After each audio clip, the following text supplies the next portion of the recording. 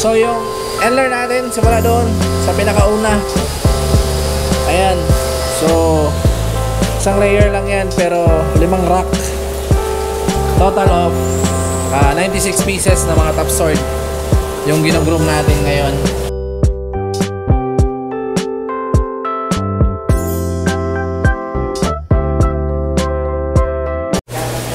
Yo, what's up mga buddy? Welcome back sa ating channel. For today's video ay papakita natin yung ating mga bagong ginugroom na mga isda dito sa farm. And simulan na natin dito kasi dito is hindi pa nalinisan. Nalinisan pa to, pero dito na side is malinis na. So dito tayo sa unang tank, pea dirt. Ayan, mga groomable pea dirt. So nasa 1, 2, 3, 4, 5 layer. Ay, hindi pala, 2 layer, pero hindi ko alam kung ilan yung exact number nitong mga tank. Ay, hindi pala, kasi 3, 6, 9, 14, 28, 32 plus, ilan ba yan?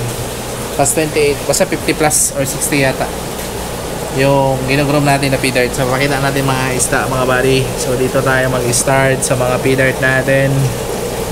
Ayan, mga groomable pea dirt. Ayan, so matagal-tagal tayong hindi nakapag vlog about pea dirt. So papakita ko na sa inyo mga buddy na available yung ating mga groomable na pea dirt. Sa mga gustong mag-order, meron tayong pagpipilian dito mga buddy, napakadami. Ayan o, full platinum. Ayan, mga pea dirt natin. So papakita natin lahat mga buddy para meron kayong pagpilian. Ito maganda to, malaki na yung tenga. Full platinum, round tail. Ito din, yan, mga juvenile size. 2 months old pa lang to mga buddy. Ito 1 month old, maliit pa lang. Ito mga months old. Yan, iba't ibang batch to mga buddy. And pwede na i-release. Yan yung mga pea dirt natin, sobrang dami. Pwede no, pea dirt din to. Yan, mga round tail, full platinum. Kahit bata pa, ito full platinum.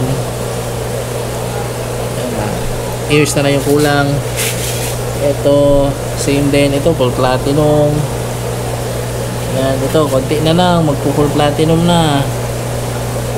Yan, dami. Ito nabenta na yung dalawa. Ito, yan, pea dirt. Ito, mga ABT na to. Tapos dito tayo, yan, malalaki na yung ears. Ito big dorsal.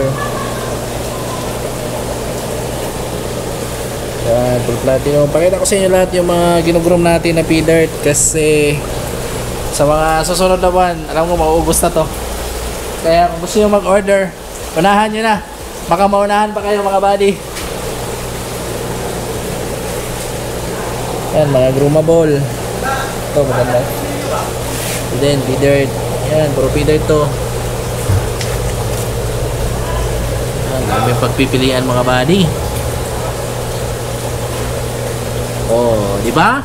Sobrang dami nating pea dirt na hindi ko lang pinakita kasi nga naumay kayo sa pag-vlog natin ng pea dirt. So ngayon, balik tayo sa pea dirt.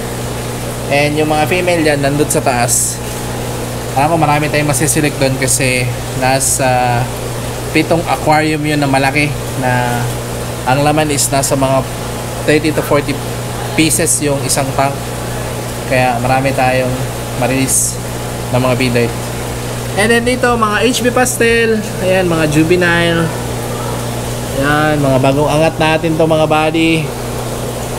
Mga bagong angat. Di nga lang nilinisan yung tank kasi malinis naman yung tubig, pero yung tank is madumi tignan. Ito mga double sword red lace. Ayan, ginagroom natin dito, double sword. Dito mga HB blue. Pakita ko na din sa inyo itong mga body, mga HB blue. Yan, HB Blue. Yan, mga groomable. For release na rin to mga buddy. For release itong HB Blue natin. Marami tayong nakita dito ng mga groomable na pwede nating release. So, baka gusto nyo mag-order ng HB Blue na pwedeng isabak sa show. Pwede yan dito mga buddy. Malapit na nga itong masali sa 3MB category, 3MB na HB Blue sa half black category. So malapit na ito masali mga buddy. Konting groom na lang to tulad nito.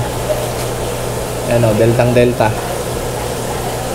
Yan, body size malaki na. Delta yung caudal, and yung tignan yung dorsal hindi pa umabot sa caudal, kaya pasok yan sa 3MB mga buddy. Yan, mga HB Blue. Ito, sayang to, napunit. Pero gawin ko na lang tong materialis na pang breed. Ayan, dito marami din. Ito maganda din to. Ayan, tingnan nyo to. Tingnan yung katawan mga buddy. Oh, diba? Ang solid. Malapit ang masali sa show. Ayan, mga HB Blue to, maganda din to. Ang daming pagpipilian ng HB Blue natin dito mga RDSS Vietnam. Etong pwede na to i-release. RDSS Half Moon mga buddy. Kita niyo yung dorsal, galit na galit. Yan, kita niyo yung pattern sa kanyang body mga buddy. Snake skin pa talaga. So napaka solid ng ating RDSS. Ito, ay, ganda nito. Lo, tips ko na lang to, sayang to. Ganda. Ayan, marami pa dito.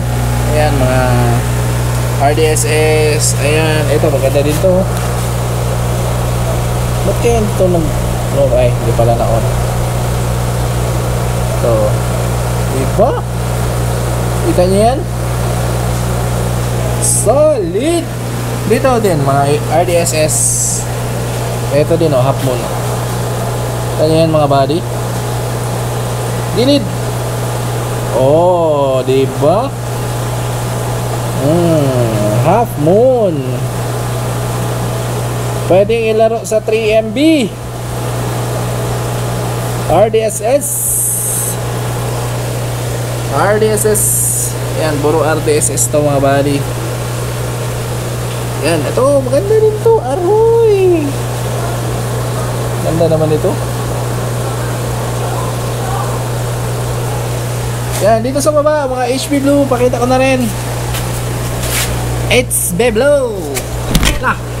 Hindi ko mahulog camera. Ito. Ayan. Ito is elongated, hindi masali sa 3MB mga buddy. Kasi mahaba yung kanyang dorsal. Ito yung maganda pang i-groom for international show. Kasi elongated yung dorsal nila, and kita nyo naman yung caudal. Oh, malapad na. Yan, going sub-adult na to mga buddy. Hindi to malaro sa 3MB kasi malalapad yung caudal, ay dorsal nila. Ito, maganda din to. Oh, ayan oh. Yan. Sobrang dami na ating HBB, RDSS, P-Dirt. Yan, pwede natin i-release mga buddy. Yung top sword natin is, ayan, gino-grow out pa lang yung mga top sword, pero selected yan as groomable mga buddy. Yung ating mga top sword, matutulis yan. Ito, pakita ko yun sa inyo sample. Ayan o. Yan. Bata pa, matutulis na. So yung endler natin, simula doon sa pinakauna. Ayan. So isang layer lang yan, pero 5 rack. Total of 96 pieces na mga top sword yung ginogroom natin ngayon. Hindi kasama yung mga adult na sub-adult pala. Ayan, pakita ko na din sa inyo. Ayan, mga sub-adult natin na top sword sample. Diba?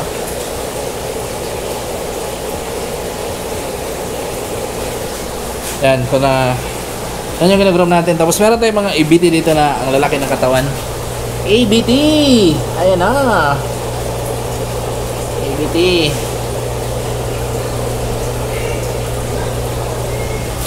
Ayan, so yung iba papakita ko na lang sa susunod na video kasi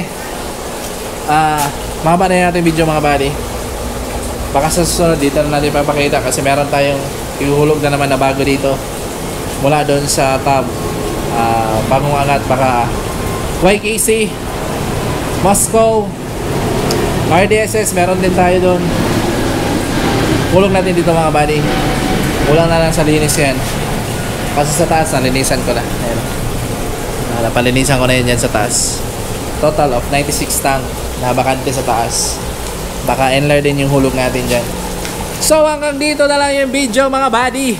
Kung nag-enjoy kayo sa video, don't forget to like, share, and subscribe. Yun lang.